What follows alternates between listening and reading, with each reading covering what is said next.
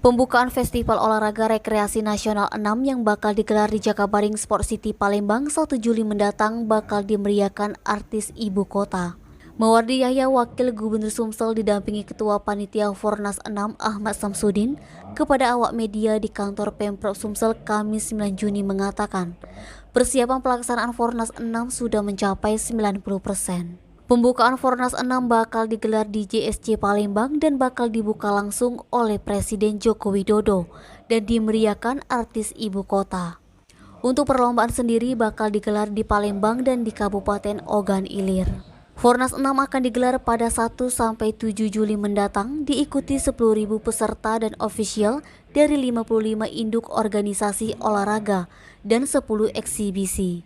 Diadakan di 2 daerah yakni 3 inorga di Kabupaten OI dan 52 inorga lainnya akan dilaksanakan di Kota Palembang.